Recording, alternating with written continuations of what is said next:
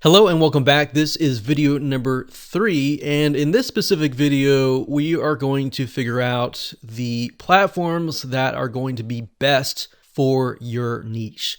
So in other words, instead of trying to reinvent the wheel and trying to guess at which social media platform is going to be where your customers are, we are simply going to spy on your competition. The best way to approach this is by going to magazines.com and looking for the top magazines or the top companies that are printing the magazines in your niche. Now, bear in mind that some niches are extremely specific to the point that you might not find a magazine. So let's go to the search bar here and type in, let's say, woodworking maybe. Woodworking. Let's see if they have any. So we have Woodworkers Journal. Fine woodworking. Okay, so let's take a look at the Woodworkers Journal. Now, bear in mind, I've never looked at this before, so I don't know what their social media presence looks like. So, Woodworkers Journal, and let's scroll down here. Sometimes if you go to the actual website, so let's do a search and see if we can find if they have a website. So it looks like this one here. So you can see off the bat that they already have YouTube. So Woodworkers Journal, they have YouTube here. They have Facebook. So sometimes you can simply go to Google and type in the name of the company, and you will find everything that you need to find.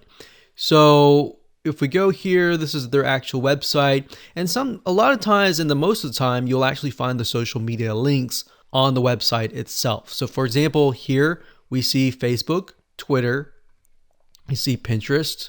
That's just an RSS feed. They have YouTube and they have Instagram. So step number 1, find the company in your niche. So if you're into woodworking and that happens to be your niche, then I would take a look at this company here. So we can see that they are using Twitter, Pinterest, Instagram, YouTube, and Facebook. They're not using LinkedIn, right? Because they are in the kind of DIY niche and somewhat of an artistic creative niche, they're using Pinterest, which makes sense. So we can see here that the types of images that they're using. So they have a lot of images here. They're using Twitter as well. And what you want to do right now is to look and see how engaging they are and the customers and the prospects that are following them, how interactive are they as well on that platform. So Twitter, a lot of times, especially for creative niches, you may not see as a lot of comments. So this one you can see there's 2,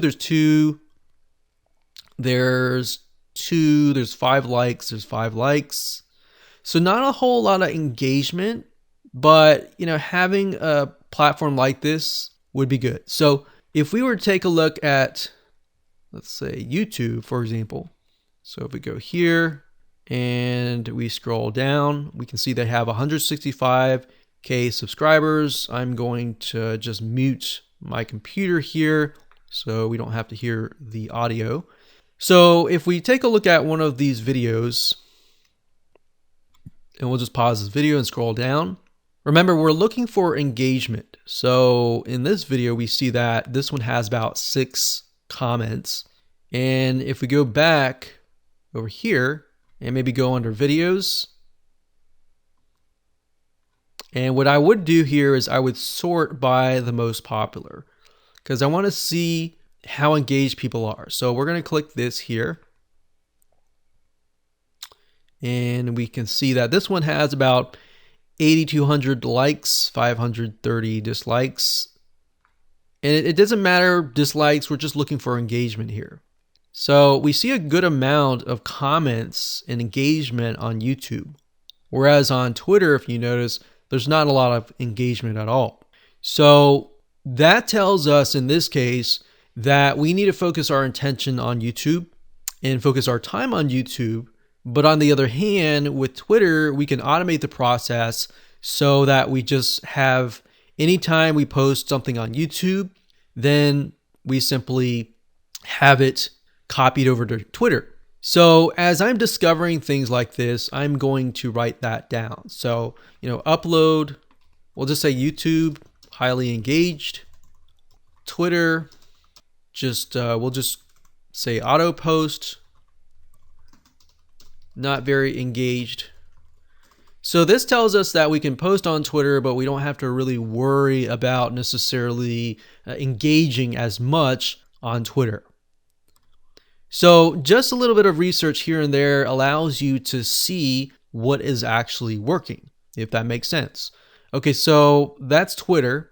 We saw that Pinterest, there was a lot of posts and everything like that. So they're definitely using Pinterest.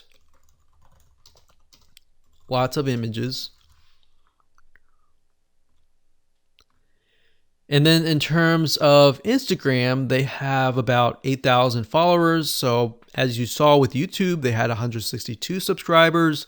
But with the Woodworkers Journal, they don't have as many followers. They have 8,000.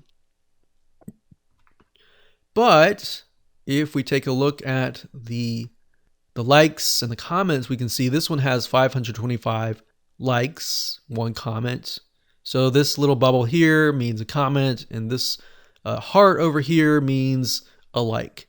So if you just put your mouse over it to kind of get an idea of the engagement level. So even though people don't comment, as long as they like certain things, that tells me that there's a high engagement. So this one has 2,687. I have no idea why, but this obviously seems to be something that is resonating with people. So as you go through here, you can actually jot things down to get some ideas about what is actually working. So you can see that they posted certain things that are not getting as many likes, and that gives you a better idea of what you can actually focus on. So let's just write that down. Instagram.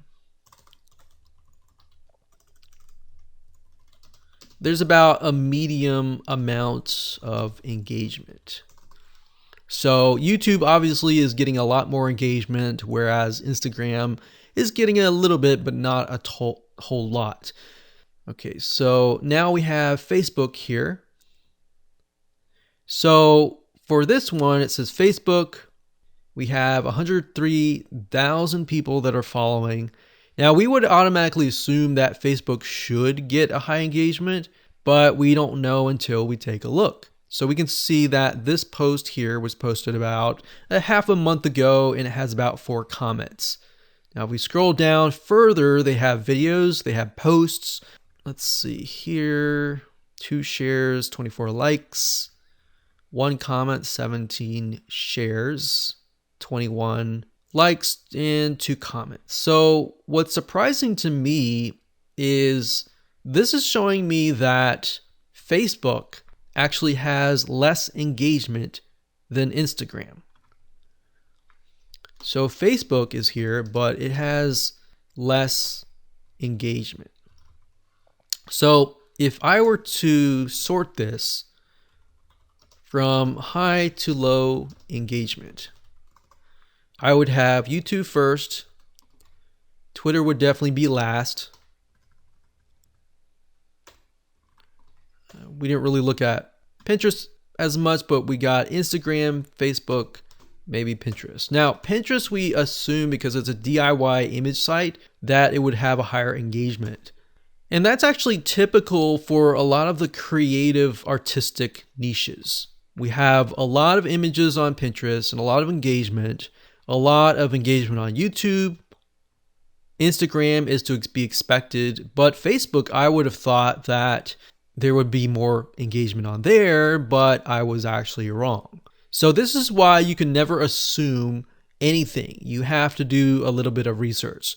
So what I recommend that you do now is to simply do the same thing that I've done here and do some basic research and figure out what is actually working for different authorities in your niche. So that's what I would do, and that's how to do it. And as you can see, it's not complex at all, and you didn't have to use any paid tools as well. All right, so with that said, let's move on to the next video.